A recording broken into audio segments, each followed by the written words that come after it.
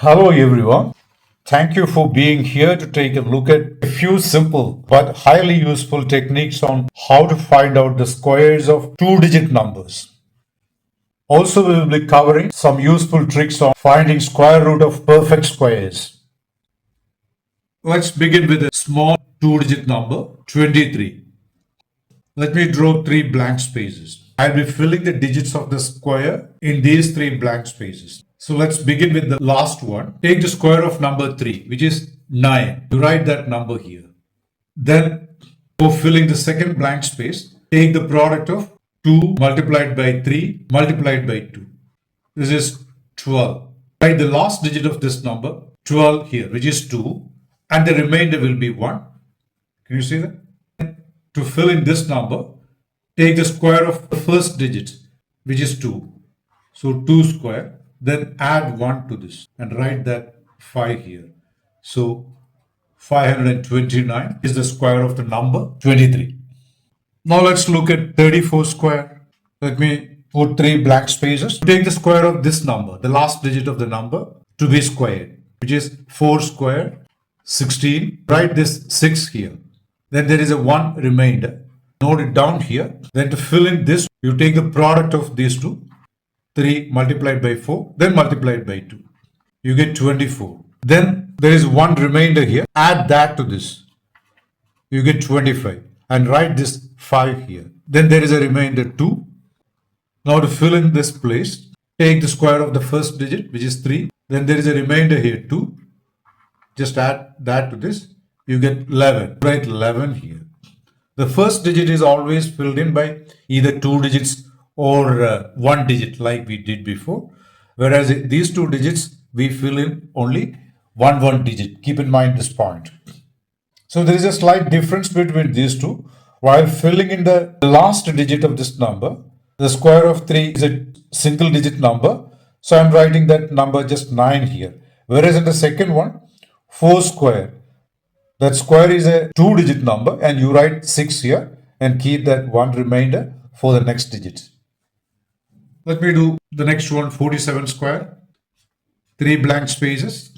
The last one, like I said before, take the square of 7, which is 49, and use this 9 to fill in this digit. Then there is a remainder 4. Note it down here.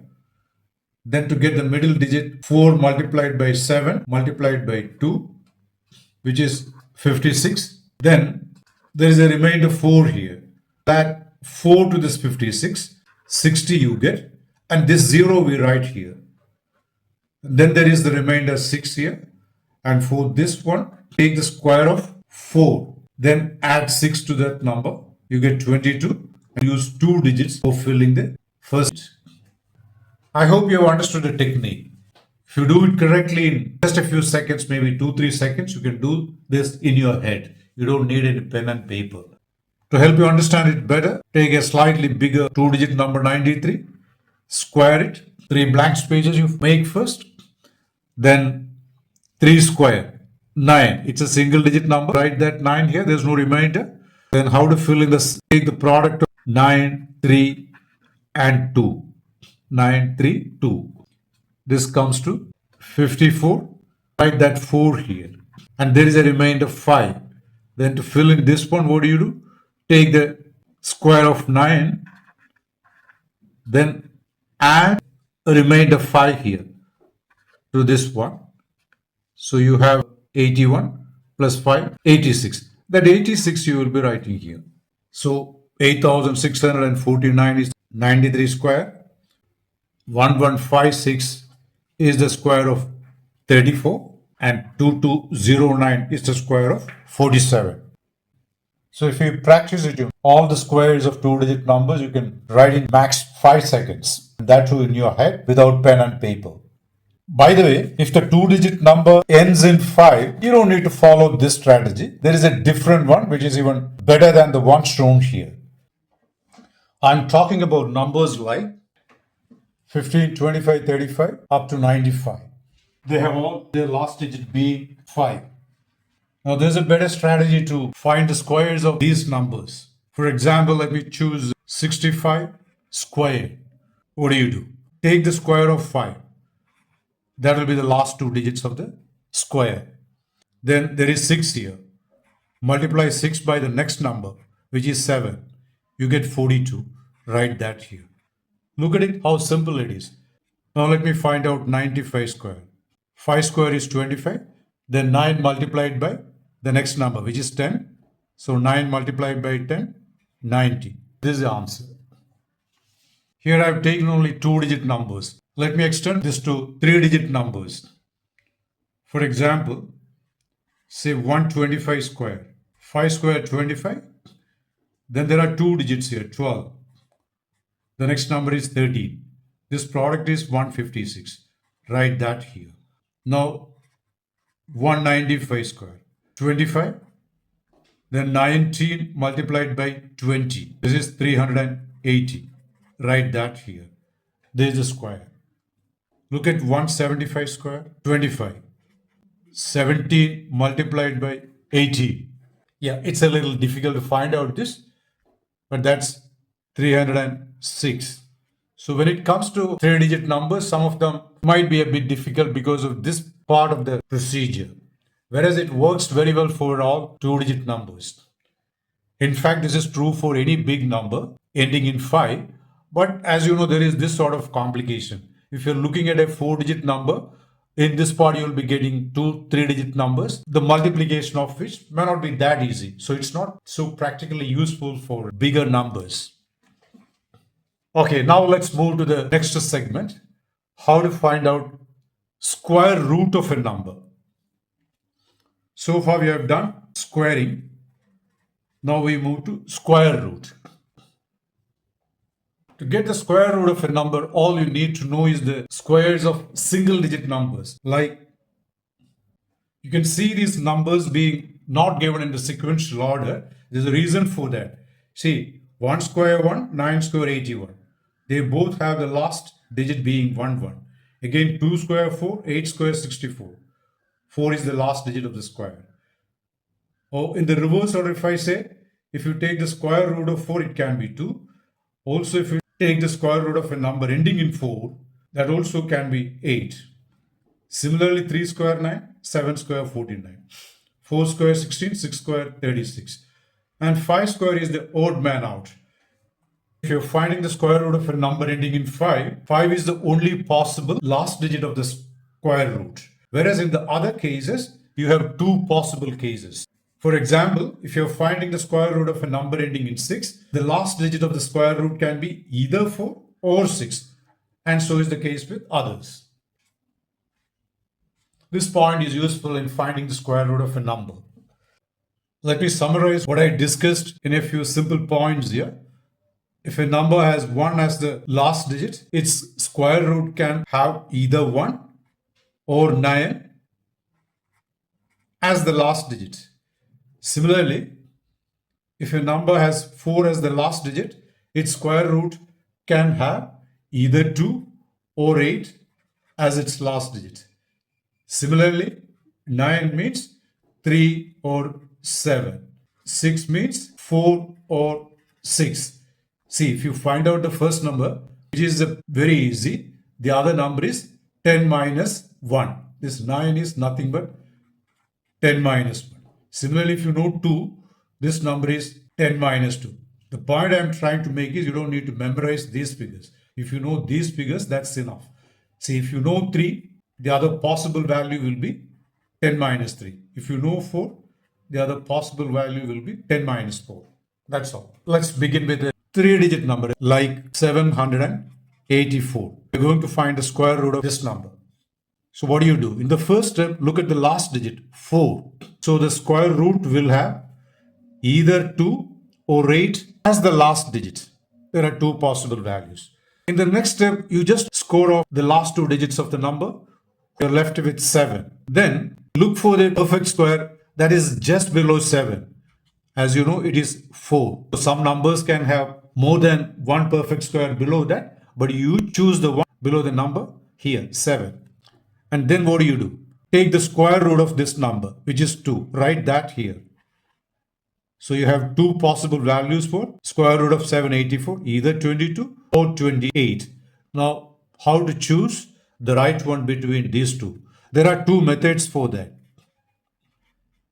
Method 1. There is 2 you have written here.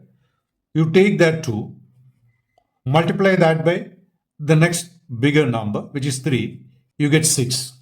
Then compare this number to the number left over here, 7. This number is bigger than this number you got here. See, sometimes the number here might be smaller than this, or it could be bigger than this, like in this case. If the number given here is bigger, you go for the bigger one, and this will be rejected. So, square root of 784 is 28. If you're not so clear about, don't worry, I'll show you a couple of more examples. Let's go for this number, 1156. You're taking a 4-digit number for getting the square root. Then what did I say in the first step? Look at the last digit, 6. You have a number ending in 6. So the square root of this number will have either 4 or 6 as the last digit. Then in the next step, you cancel these 2 digits. You're left with 11. And then what did I say? You go for the highest perfect square just below 11, which is 9. Then take the square root of 9. 3. Write that here. So you have 2 choices, 34 or 36. Now which one to choose? Sorry, in the previous case I showed you only one method. There is one more method which I will discuss here. As per this method, you take number 3, multiply that by the next bigger number, 4, you get 12. Then what do? Compare this number 12 to this number 11. You can see that 11 being smaller than this number. If the number given here is smaller than the number you got this way, obviously you will go for the smaller number, rejecting the bigger number. See, it depends on the comparison between this number and the number you get this way. If the given number is smaller, go for the smaller. If the given number is bigger, like in the previous case, go for the bigger. That's all. This is method 1. I'll show you the second method, method 2, with reference to this example. As you know, 35 is a number between these two. Take the square of this. You can do this in just a second using the shortcut I showed you before. 3 multiplied by 4, 12. Now look at the number whose square root you are finding, 1156. The given number is smaller than 1225. Obviously the square root should be smaller than 35. So we go for the smaller one. Can you see that? That is all. This is the second method. You can also try this method here. If you are not still clear about the technique, let me discuss one more problem. Let's look at a slightly bigger 4-digit number, 7569. You have a number ending in 9 and the square root will have either 3 or 7 as the last digit. In the next step, strike out these two numbers. You are left with 75. Write that number here. Look at the perfect square just below this. That is 64. Take the square root of 64, 8. You write that here. You have 2 choices, 83 and 87. Now using the first method, multiply 8 by the next number, 9. You get 72. Compare this to 75. 75 is bigger than 72. Since the given number is bigger than this number 72, you go for the bigger number, rejecting the smaller one. So square root of 7569 equal to 87. I'll do one more problem, which is a 5-digit number. Hopefully with that you will become a master of this trick.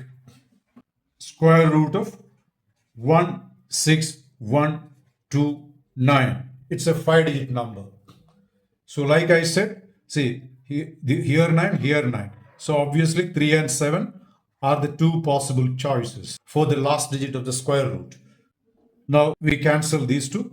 You have 161 left over here. Look at a perfect square just below 161, which is 144, whose square root is 12. You write that here, 12. To choose between these two, 123 and 127, what do? You have 12, multiply that by the next number, 13, which is 156. Now compare this to this number, 161. 161 is bigger than 156. 56. So you go for the bigger one, rejecting the smaller one. So the square root of 16129 is 127. I'm sure you've correctly understood the shortcut for getting the square root of a number. Let me list a few numbers here below. Square root of 1521, square root of 2209, square root of 4096. Use these strategies and try to get the answer in just 5 seconds and note your answers in the comment section. All these strategies will help you do well in any competitive examinations because in quantitative aptitude, time is a big constraint, and how fast you can move these numerical calculations will decide your success in all these examinations. If you feel you gained something by spending your time here, don't forget to like, share, and subscribe. Thanks for watching and see you in the next video.